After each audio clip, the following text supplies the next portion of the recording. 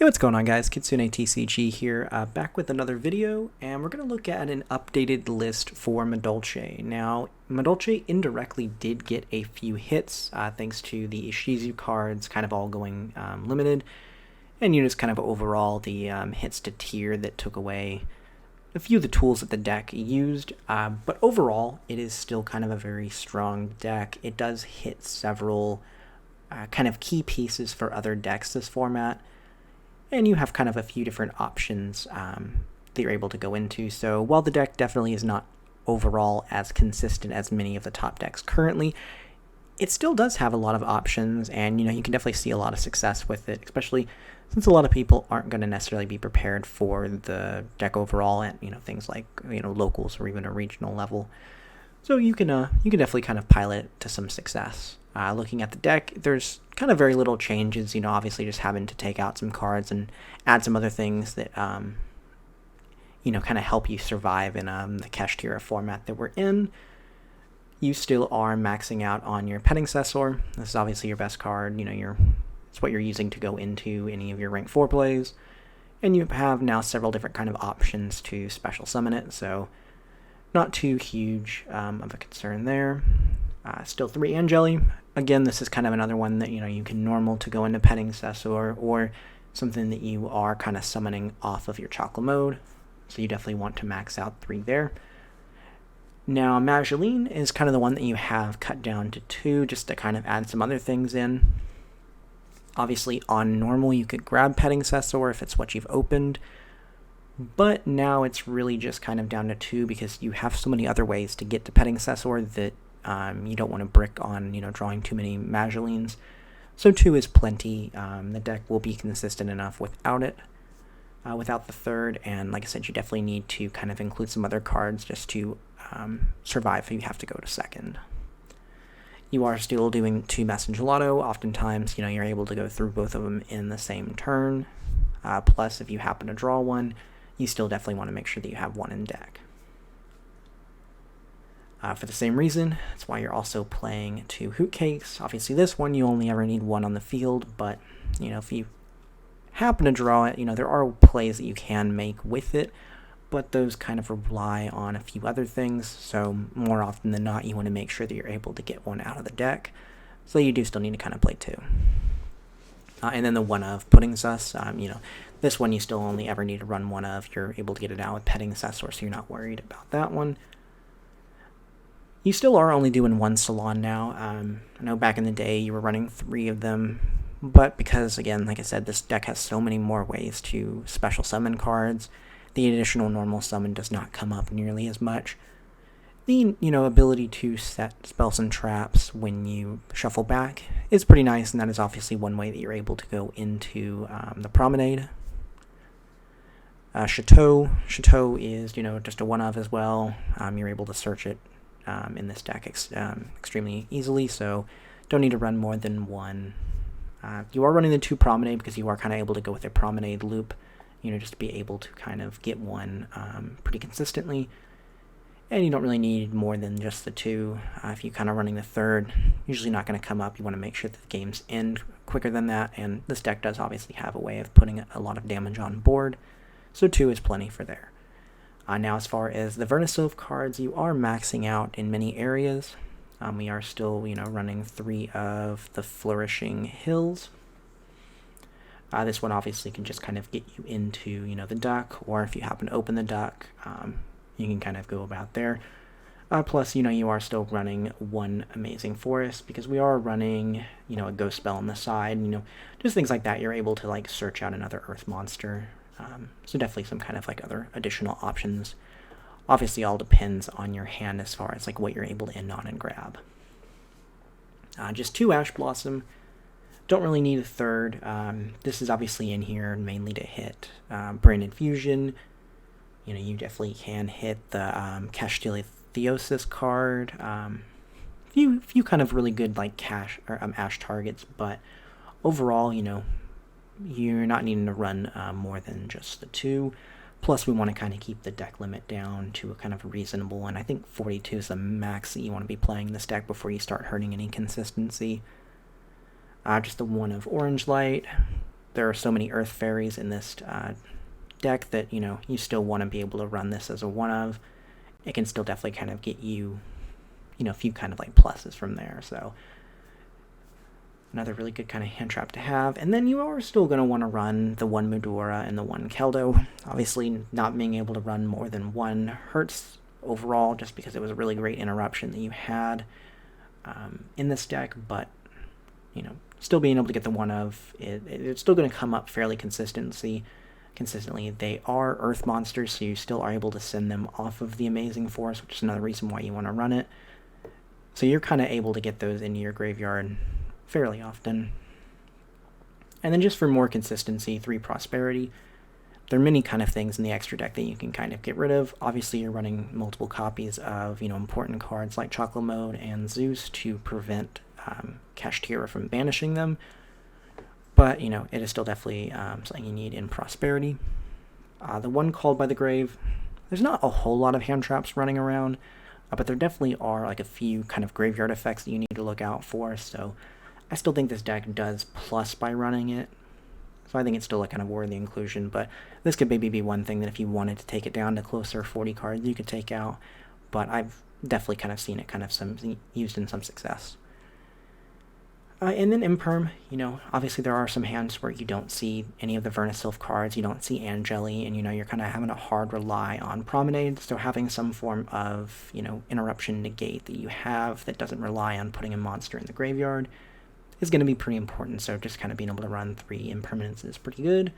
And it obviously is going to hit a lot of really key cards in the format. If they special summon Unicorn, if you're able to stop that, as long as they don't have a Rise Heart in hand, you can kind of prevent them from, making too many additional plays. So it can definitely be, a pretty good option. And from there, as far as like going second cards or, cards that can prevent Kashtira from totally locking you out of playing, Book of Eclipse, obviously being able to book the whole board is pretty good. And, you have the ability to go into things like Zeus, so you're not having to worry about, them drawing cards at the end of the turn. Plus you have just ways to put a whole lot of damage on board anyway, so, you're never really worried about the drawback of this card at the end of the turn, so it is definitely something that this deck can afford to play. And then 3 Evenly Matched. Just kind of being able to go second, wipe your opponent's board and then set up your plays. It's obviously kind of really valuable in this format. And just anything that can kind of play through Kashtira, you want to make sure you have. I definitely think that that's why it should definitely be in the main deck. Moving on over to the extra deck, you've made a few cuts just because, you are needing to run a second Zeus and things like that, but, 2 Glass Souffle should be plenty. You are usually only ever going into 1 on your first turn. Sometimes you can end on 1, and it is obviously going to be pretty good because it's just another form of interruption on your opponent's turn. 2 Queen Tiramisu, you never really were needing to run 3 of this one. 2 is always plenty just to be able to shuffle some things back and really kind of push for some more damage. Same with the Chocolate Mode, you were really only ever needing 2. Oftentimes, you're just needing the 1, but making sure that you're able to go into it and not Kashtira not banishing 1, or your only 1 if you only were to play 1 is important. A few one-ofs, 1 Rafflesia. Obviously, we are playing the Gravedigger's Trap Hole in the side deck. Sometimes this can be a really great, thing to go into, if your opponent has a lot of graveyard effects or, hand effects. This could be an option to go into. It's like something to end on, but, that's why you're not maining it. Some decks it doesn't really affect, so just really make sure you're bringing that in the right matchup. A Bagusa against a lot of decks this format is really terrifying. It has the ability to just kind of completely shut down Kashtira, Branded, things like that, and then, really just kind of give you an option if you happened to have, bricked. Oftentimes this deck is fairly consistent, but, sometimes getting hit with, a key hand trap can definitely interrupt your plays, and just having something to go into that, will kind of hurt your opponent and make sure they're not able to do too much and kind of pass back to you is definitely something that you would want to include at least 1 of. 2 Zeus, obviously, this is an Exceed-based deck, so playing Zeus is going to be really important. You're always going to be able to go kind of get into it and, clear your opponent's board that way. just too fresh to start. You could maybe cut this one down to 1. It's not something that you're really ending on this format. There's, I wouldn't say too much of like an emphasis on this being a particularly good inboard. So if you were wanting to bring something in like the Gaia one, the Gaia Exceed 6 to, maybe make your Zeus a little bit bigger, that could be an option. But for now, I think the 2 fresh to start is kind of nice. Just again, I do prefer ending on it just to protect Promenade and things like that. From there, 1 Asa. There are several kind of earth-based monsters that are kind of running around, particularly the most important one being Fenrir. And obviously Fenrir is a pretty good target to kind of grab out of your opponent's graveyard with its really strong effect, so having an Asa is pretty nice. And then you have finally IP and into Avermax. So IP is obviously going to be what you're going to want to use to get into Avermax on your opponent's turn, and Avermax is actually going to be a pretty strong card this format, with it not being able to be targeted, and that being Kashtira's main form of interaction with opponent's cards. It's going to become an intargetable, kind of indestructible card, and that is definitely going to, give it very few outs in this format. Obviously, as the format kind of goes on, you'll see people kind of side deck them, but that obviously does rely on them drawing that. So having Avermax in the extra deck is a pretty formidable card, and obviously it's able to put on up a lot of damage, when you need to kind of go for game. So it's still a really good card overall, and definitely something that this deck can make fairly easily. Looking at the side deck, Nibiru really is not in there for Kashtira anymore. A lot of times your opponent is, kind of playing around that in that deck. But Branded cannot play around Nibiru. They don't have a negate that they're typically able to put up. They're not able to kind of make a finished inboard before 5 summons. So Nibiru is going to hurt them pretty considerably. And then just obviously kind of every other deck down from there. Obviously Branded is like the 2nd or 3rd best deck. So Nibiru is definitely going to hit a lot of decks, so it's something that you should definitely recommend, or I'd definitely recommend to have in the side deck. To Lancia, this is obviously going to be something else that you can bring in against Kashtira. If your, opponent is kind of playing around Nibiru, but they're still kind of going for some form of, banishing to obviously take away your zones, Lancia can prevent them from being able to banish the whole turn. And that kind of obviously shuts down their ability to take out your zones. And that's honestly going to be pretty valuable in this format. Butlerusk may seem a little bit weird in this deck, but its ability to grab any field spell is going to mean that, grabbing something like a Necro Valley or Zombie World is something that you can do. And both of these, obviously depending on the matchup, can be something that, you could definitely take advantage of. Necro Valley is going to be something you can use against Branded or Kashtira, just being able to prevent them from moving cards in the graveyard. And then things like Zombie World, making everything a zombie, can definitely shut down a lot of decks that obviously need, types to match. Again, you're playing the 1 Ghost spell. This is obviously a target for the Awakening Forest. From there, you have 2 Lightning Storm and 1 Duster. Labyrinth is obviously going to be a really strong deck, so you are going to need some form of spell trap interaction. And then just kind of 2 Dark Ruler, there are some hands where, you can just kind of play this and, you're not having to worry about too much about like Book of Eclipse or Evenly Matched.